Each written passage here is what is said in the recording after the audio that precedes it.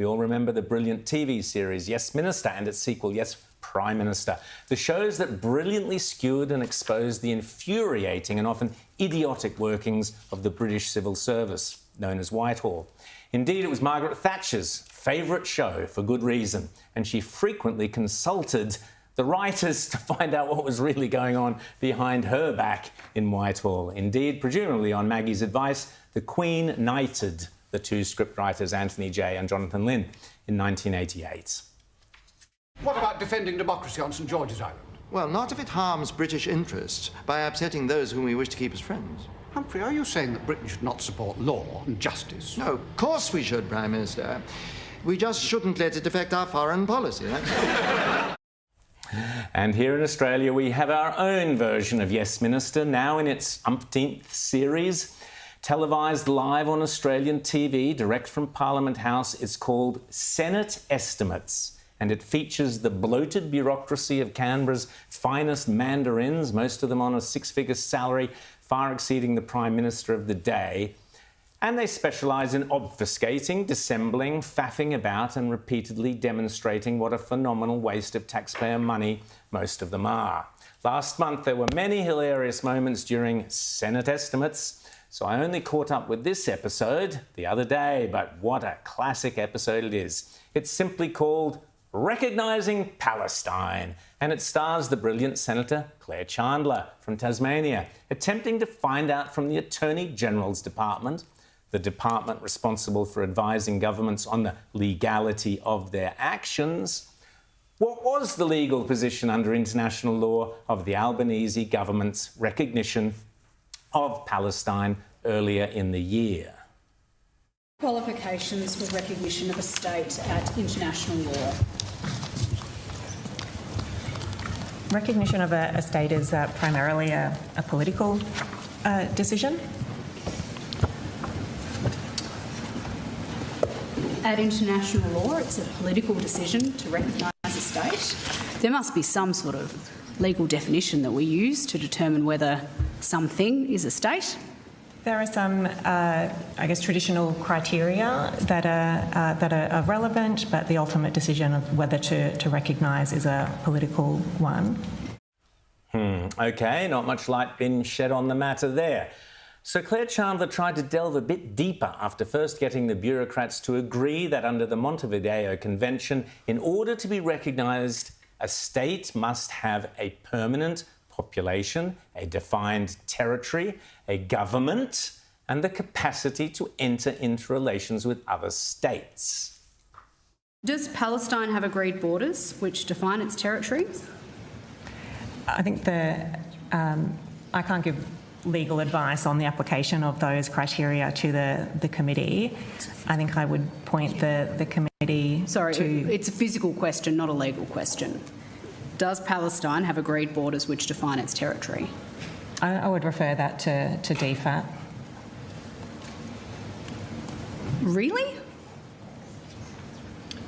Yes. Yeah. The funniest bits in these skits is always when the bureaucrats all start squirming and looking uncomfortably at each other. What am I going to say?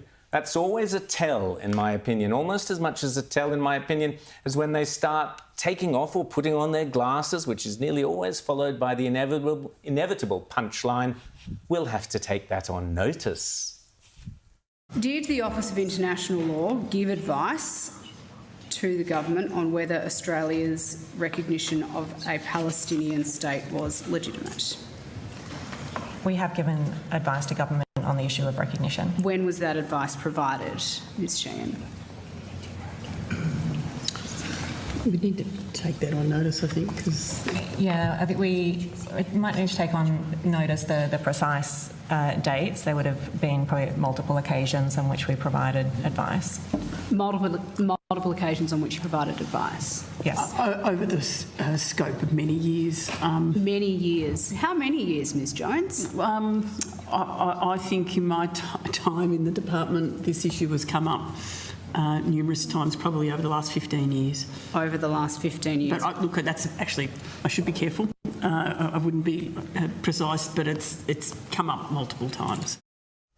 Yes, your tax dollars, hard at work there. I can't be certain, but I would imagine there is at least a couple of $1 million worth of annual salary sitting there squirming uncomfortably on that bench. Could you at least provide me with the date on which the Office of International Law gave advice to the government recently? We'll take that on notice. Okay. Okay, yes, Claire, we feel your pain, but the best was yet to come.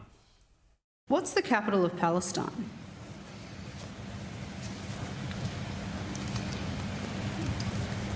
Senator, we can't comment on that. Because you don't know, or because you're legally unsure? Well, I think it's not a matter for this department, Senator. Do you know what the capital of Israel is? Senator, I don't think that's a matter within the Attorney General's responsibilities. It's Jerusalem. Are our bureaucrats thick? Or are they playing politics, leftist politics? Or are they doing sit-down comedy routines?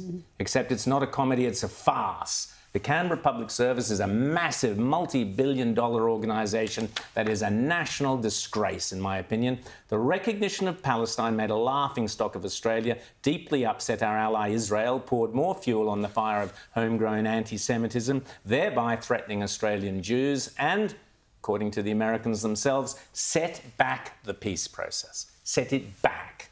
So potentially cost lives, both Palestinian and Israeli. Great word. What legal advice were Albanese and Wong given? Are those buffoons sitting there the ones who gave that advice? Was the advice even worth the paper it was written on? Was the advice acted on or ignored? Was the Office of International Law asked for advice on any of these questions that I have asked you today? We've agreed to take on notice. Agreed to take on notice. Of course, Senator Chandler then attempted to find out if the recognition of Palestine was conditional on the Palestinians fulfilling the commitments their President Mahmoud Abbas supposedly gave to Anthony Albanese. Could, for example, recognition be reversed if it turns out Hamas is still in control? In other words, has Australia potentially recognised a future terrorist state? But those commitments have no bearing on whether Palestine is recognised as a state legally. Would that be correct? I think the government's decision was to recognise the state of Palestine, and it's now done so. This is a joke, an absolute joke. Australia has recognised a Palestinian state that, in my opinion, has never existed, does not merit existing under current conditions, and in the foreseeable future cannot and will not exist. Yet despite every effort, the bureaucrats who gave whatever legal advice cannot be held to account. Silence, take it on notice. Every episode of Maggie's favourite show ended with the plaintive sigh, "Yes, Prime Minister." And every episode of Senate estimates, as far as I can tell, under the hard-left Albanese government, it seems, always ends with an equally unsatisfying, "I'll take that on notice, Senator." If you ask me, on behalf of the battered and abused Aussie taxpayer, it's time we drained the Lake Burley Griffin swamp.